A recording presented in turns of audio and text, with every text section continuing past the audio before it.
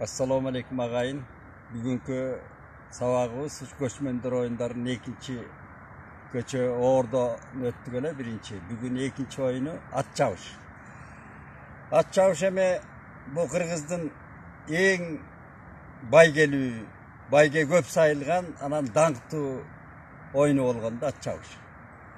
Jalpı at çavuş degen anın içinde eme bu takta bölünüp ketet, jorgo salış, kunan çavuş, tigi bu degen. Emi at çavuş özü atam zamandan tarihte qarap otursak Kökötöydün aşı albette Kökötöydün aşından bergeleyiz.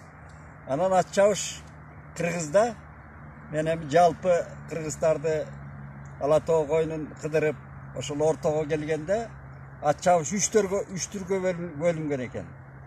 Gemege at çavuş. Gemegede aş 70 kıçakta aralıkka çavılgan at çavuştu. Gemege at çavuş degen. Al mınavu Kazandagi 70 kıçaktı 10-15 kilometrege çakırımga çavılgan. Çakırım degen üçün aytkan, bilbegendirge aytayın, baldı jaşlarga. Çakırım degen ün jetken жерди çakırat. Asan, Üsön dep kıykırgan ün jetken jer oşol 1 kilometrede aralıkta çakırım degende Kırgızlar.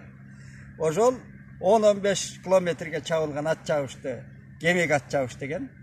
At açmış kıçaktı, aydap anan gayra koy vergen attı. İkinci günü çavulgan at çavuş. Günü çavulgan at. Eme degen. İkincisi gemege at çavuş, günü çavulgan at çavuş, ana kono çavulgan at çavuş degende. Günü çavulgan at çavuş erteң menen aydap, tüşkö çeyin aydap attardı sanaktan ötkөрüp, anan tüşten keyin koy vergen aralıkta. Oşo 20-25 kilometre aralıkka çeyin at çavuştu, günü çavulgan at çavuş degen. Erteң menen aydap, an tüşten keyin koy vergendi, geç kurun gelgen.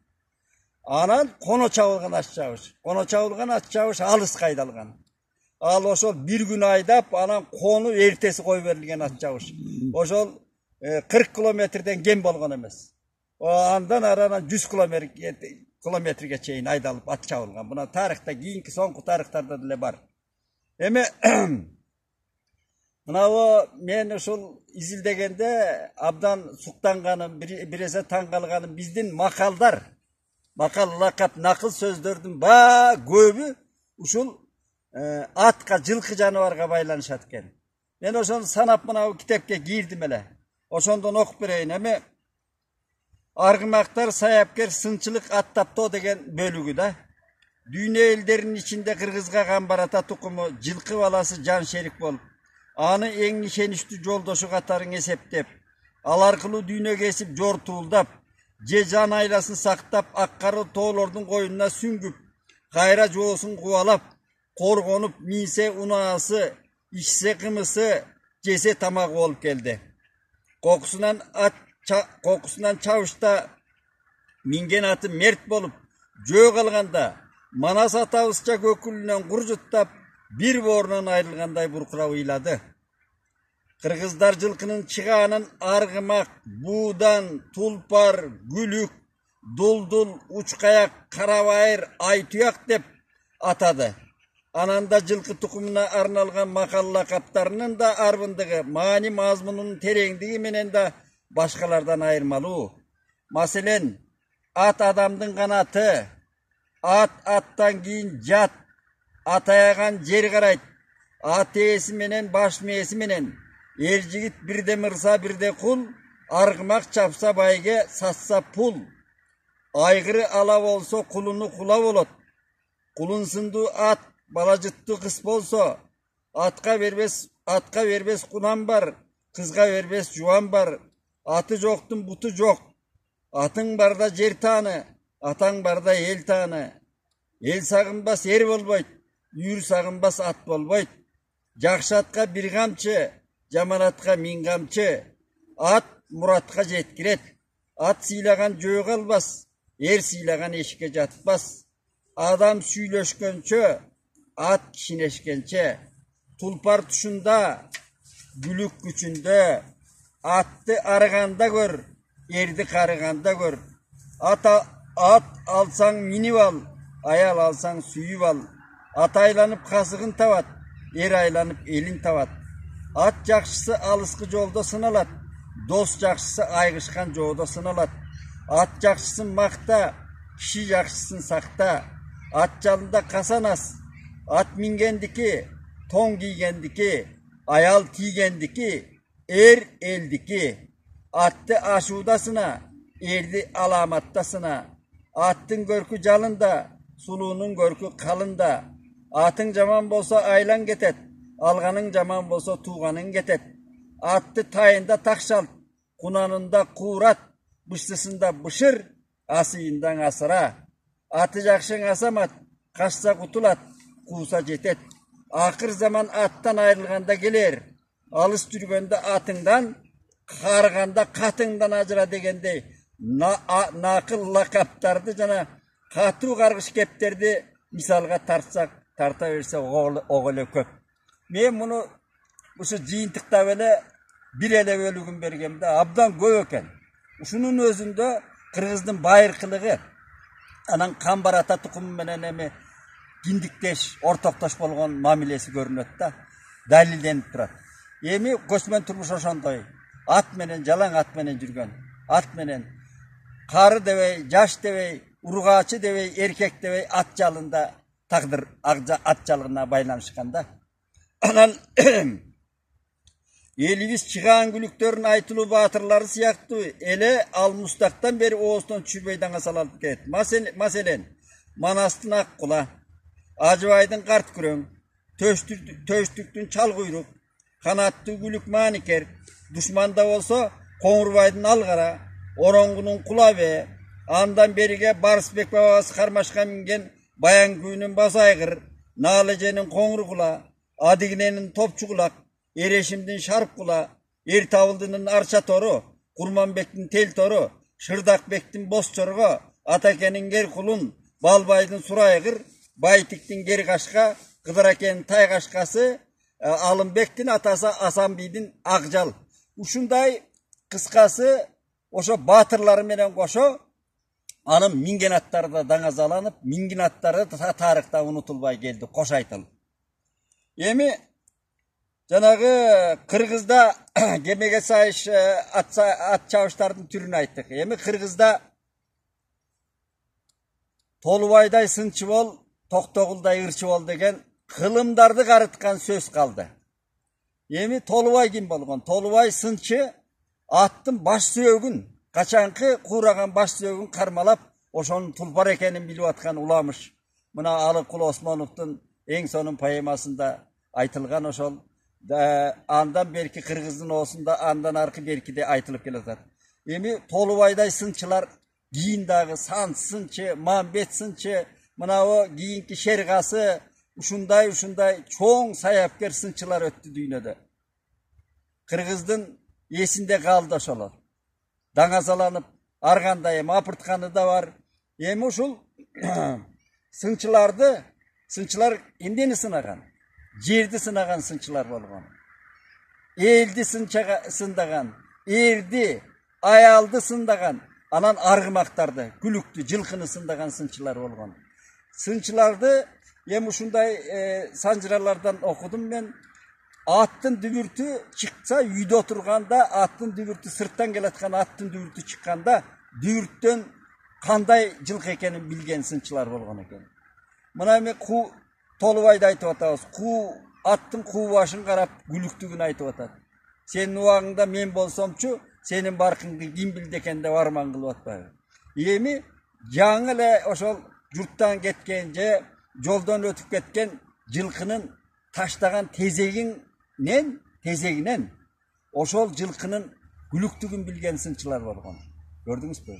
Ушундай сынчылар өттү. Эми ошол мына Шарпкула деген далалы эмне деген жерден ошо Шарпкуланы Мамбет сындап Эрешимге алып берип атат. Ошол Эрешим тик калмактын Иледе ордосу менен чабышканда 3 жылдан кийин кайтып келип атпайбы? Ошондо тетиги Гүрмөнтүдөн келатканда ошо олжо буйлалуу келаткан жоокерлер, сандаган аскерлер менен келатып, анан мен таластагы элимди билейин деп ошо Шарпкула менен жөнөп атат. Ошондо жанагы жанындагы Торайгыр минген, анан жорго минген жигиттердин баары аттар зоргуп жолдон өлүп, анан ошол өлгөн аттардын атынан коюлду деп атпайбы? Торайгыр, жорго деген белдер. Ana Şarpkıla menen jeti oşol boljolu aytılgan boyunça bir sutkada elin tappay talaska varıp susamırga düşüp jumgal menen kayra aylanıp gelip askerinin aldın toskonda şu balıkçı tuşka gelip kalıptır deydi askeri. Oşonço жерди bir sutkada gün tünde aylanıp gelip atar. Şarpkıla gülüktün. Yiyinkele mınavı 17-18 kılımdarda bizge kalgan tarihtar. Emi sözdü kıskartıp aytkanda at çavuş önörü. Bu Kırgızdın bayırtan gelatkan en baygeli danazalı önörü olgan at çavuş. Anan emi oşonda da barıp gelip ele biz Kökötöy'ün aşından başlayız dayma. Şu Kökötöy'ün aşında min at çavılgan eken. Hem bu arganday variantlarda arganday aytılат. Misal üçün en tarika çukulu Orozbakov'tun Sagınbay'dın variantında men oşonu keltirgem kitapka. Al endi Jusup Mamay'dın variantında 26 gün gaydaydı eken. Ha kişiniki opsuz janagı abdan giperi olayın. Bir ayda geliyor atatta ha kişinin Jusup Mamay'dın at çavuşunda.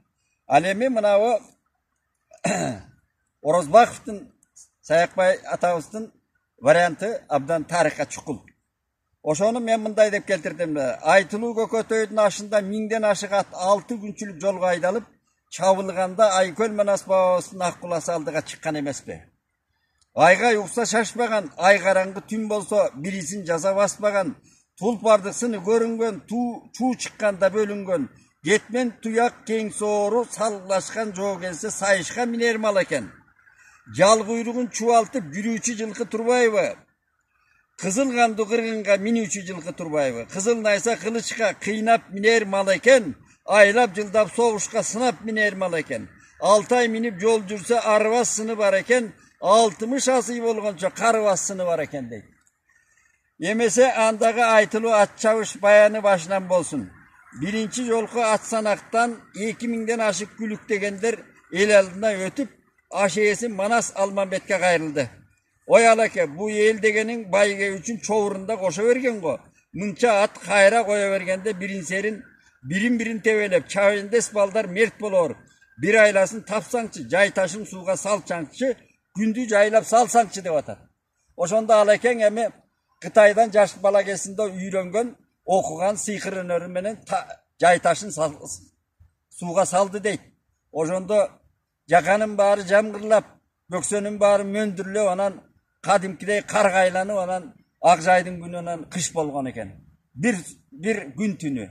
Anan janagı bayağı taptalgan attardın göbü tün içinde içe ötüp çıkakta öldü deyt. Göbü oşo suukta kaltıra ertesi çavuşka jaraksız bolup kaldı deyt. Anan ertesi 2000 at çuvatууdan ötkön eken a degende günü. Aytılıp atpayбы. Anan ertesi çuvatudan kayra sanaktan ötkösö 1000 at yok 1000 at ötkön eken. Oşol 1000 attan kattoodan ötüp bul Kırgızlar at çapkanda anın tartibi bolgon. Bir gün murun kattoodan ötkön. Emi al kagas eme kalem savele bolgonun kuday bilet, birok O2'da sanaktan ötkön. Mul bunun atı, tiginin atı, atayın komissiyat siyaktı top düşülgön. Oşol çottop Katardan ötkörü anan yen belgisine nödö, çavendesine nödö daim bolgondan keyin anan ertesi anan at aydalgan.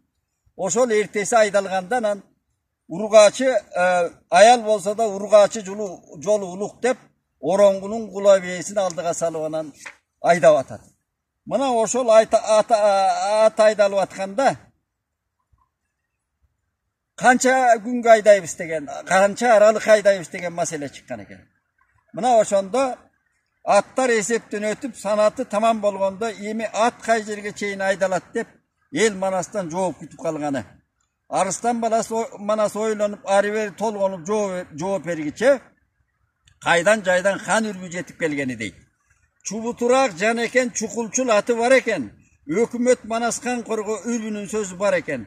Saytulparlar top doldu sanağının barı jok boldu. Arı varsın 2 gün beri gelsin 1 gün dep men ölçödüm bugün dep erürgü aytıp salgany aytkanын ugup Manastın kaarı gelip kalgany deyt. Açusu gelgen Arıstan Manas örümünün içine korgoşun koşup somdolgon tolgumo kamçı menen ürgünü başka bir saldı. Jaq jarılıp baş ayrılgan ürgü esoy temtengdep оңолду дейт. Ошондо акылман абакең эр кошой Манаска ачууланып айтып атканы деген жери бар. Мына абдан маанилүү бөлүк бул. Кулунум эр Манас, бу немине өсүң сен Манас? Жакшыны жакшы билбейсиң, жалпыны көзгө илбейсиң. Үйрүүнү башка саласың, колуң канып каларсың. Кокустан чеки иш кылсам, мени да башка саларсың. Коюп жүргүн акыры бу пейлиңди Манасым.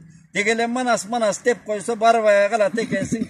Үйлөп койгон чанаштай дардая калат экенсиң деп атпайбы. Мына Манаста улуу Манас эпосундагы чоң философия десең философия, эскерткич десең эскерткич, кийинки муунга кала турган мына тарбия. Ошо канкор Манасты дагы жана кылычынан кан таамган, ошончо элди кураган кан Манасты дагы абакеси кошой тыйып атат. Көрдүңүзбү? Барбая түшөт экенсиң дейт. Токтот дегенде токтогон ошондо Манас. Манас ошондой акылмандын сөзүн уккан. Азыр эмне болуп атат? Азыр эми акылманың барбы? Аны уга турган Манасың барбы? Түшүнүксүз. Мына биз майдаланып кеткенибиз. Сөзгө жыгылган кыргыз. Сөздүн кулу болгон. Айтылды, аткарылган, ошого тыйылган. Мына улуу эскерткич Манаста турат. Анан эми ушул ошо менен анан Манастын кеңеши менен эми жана намыстанып атат да. Сен кыска жерге айдайсың, бул көкөтөйдүн ашы эмне оюн беле сага, тамаша беле. Деп анан ошо Манастын буйругу менен кеңеш менен анан 6 күнгө айдалып, 6 күнгө айдап барат. Айдап барганда эми азыркы муунга айталы, ошол санактан өткөн аттарды өзүнүн дайындалган кишилери анан алдыга салып алып, аттарды алдыга коюп оруп, ошо бастырып жүрүп отуруп, анан 6 күнгө чейин барып, 2 күн өргүп, анан 1 күндө келеткен. Баягы күлүктөр, чуркаган күлүктөр, жүгүргөн күлүктөр ошол 1 күндө келген. Ошондон анан Аккула, Манас атабыздын Аккуласы чыккан экен.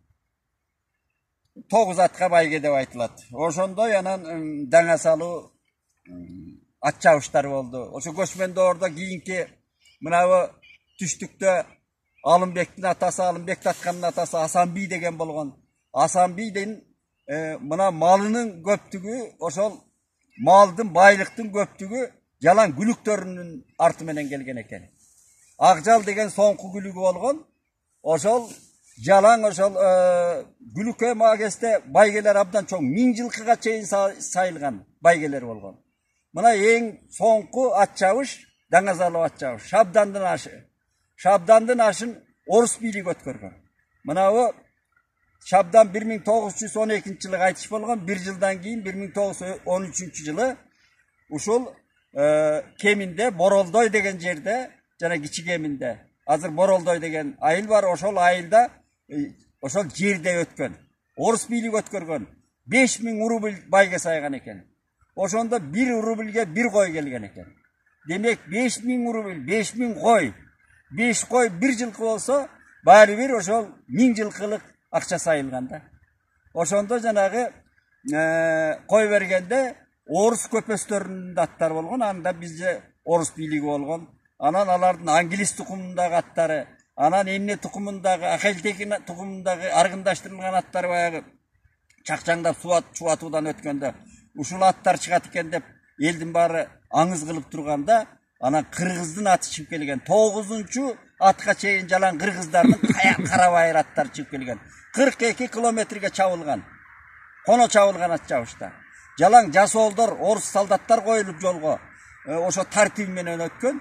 Ошондо 42 километрде кыргыздын аттары 9-чу атка чейин кыргыздын кара байырлы жанагы мына тоого ылайыкташтырган жалпак аттар чыгып келген да. Ошондо Северцов деген жанагы орустун этнографы катышып, кийин кагазга түшүрүп, анан Санкт-Петербургда чыгарган муну. Кыргыз жылкыларын өнүктүрүү керек экен. Булар укмуш болот экен, алыска чуркайт экен, абдан чыдамдуу болот экен. Мына кыргыз жылкыларынын пародасын өнүктүрүү керек деген эмгеги чыккан. Аны могу китепке кийиргем, эми кыскартып айтып атпайбызбы? Анан эми ушундай даңа салуу. Мына даңа салуу ат чабыштардын соңу мына Байтиктин Керкашка деген күлүгү болгон. Кадимки Байтик баатырдын. Ошол тети Карабалтадан коюп берилген ат чабышта чыгып атат. 60 километрден коно чабылган ат чабыштан Керкашка чыгып атат. Керкашканын саяпкери Шергазы деген саяпкер болгон. Мына ошо саяпкерлердин күчү менен, sayapkerlerden taptosu menen azdada trinerlerden jana trinerlerden taptosu menen balbandar boksерлор чыгып атпайбы? Ошол тренерде да кеп тренер акыргыздар ошондой жылкынын тренери жаш балдарга айталы. Саяпкер деген. Куштун тренерин мүнүшкөр деген. Тайган таптаган кыргыз. Мына ошондой жан жаныбар менен тилин тапкан кыргыз, байыркы кыргыз. Эми мунун баары кийин басайды, мына эгемендик алгандан бери кайрадан жаңырып бул азыр оң жолго кетип, мына бизде күлүктөр. Эми ал кийин күлүктөр СССР заманы Советтер Союзунун убагында айлампага чабылды. Ипподромдордо мынабу курукка чабылды да орусча айтканда. Мына ошодо деле азыр 30 километр, 20 канча километрге ат чабылып жүрөт. Дүйнөдө бар ат чабыш деген жалаң ошо курукка чабылган дүйнөдө. Мына Англияда, Францияда ошондой жалаң ошол тиги байгесине чоң акчалар коюлуп, кадимки даңазалуу күлүктөр, даңазалуу ошол киреше алып келген тармак болуп эсептелет. Ошо өнөр болуп эсептелет. Ат чабыш деген Францияда, Англияда, мына өнүккөн мамлекеттерде укмуш ипподромдор курулган. Мына бизде айтып кою керек, ипподромдордун иш балдасы чыкты. Дагы да айталы, ипподромдорду колго алуу керек. Президенттин алдына алып келиш керек, жанагы президенттин көзөмөлүндө болсо жакшы болот эле да. Мына 6-7 областтын бүт борборлорунда ипподромдорду кайрадан реконструкциядан өткөрүп, кайрадан куруп, жана Чолпон атанын ипподромундай заманбап деңгээлге алып келсе, бул абдан кирешелүү тармак болор эле, ат чабыш деген. Анан экинчиден мына ат чабыш өнөрү, кыргыздардын чабендестиги, жанагы ер мүнөзгө тарбиялаганы, туруктуу мүнөзгө тарбиялаганы, ошол ат чабыш өнөрү, улак тартыш, көкбөрү өнөрлөрү, кыз куума эми Арабияга барганда ушу таң калды деп атпайм. Дүйнө эли таң калат кыргыздын чабендестигине. Ошон үчүн муну кайрадан жандандырып, абдан көңүл бөлүү керек. Бул туризмге дагы, экономикага да чоң өбөлгө болор эле да. Анан эми ат чабышты айта берсе түгөнбөйт. Мынабу кыргыздар илгери ат чабышты алыс аралыкка деп атпайбызбы? Сүүөдө чапкан. Ылдыйышка чапкан эмес, өрдүгөсөй чапкан. Мына ошондо чыгып атат, өрдүгөсөй чапкан аттарды. Түз жолдо. Албетте анда азыркыдай түз жол жок. Азыр эми ипподромдор чабылып атат. Абдан театралный, бүт эл көрүп атат, ошо көз алдында чабылган. Мына бизде эми ат чабыштын түрлөрү, чоң ат чабыш, анан кыскаралык ат чабыш, жорго салдырыш, бышты чабыш деген чыкты, кунан чабыш деген чыкты. Мына казак, кыргыз айрыкча эгиз эл бири-бири менен атаандашып, бул чоң ат чабыштар өтүп атат. Эми ушуну мамлекет колго алып, мына өнүктүрүү керек да. Абдан чоң келечектүү өнөр бул ат чабыш деген. Ушул бүгүнкү сабагыбызды ушундай жыйынтыктап туралы.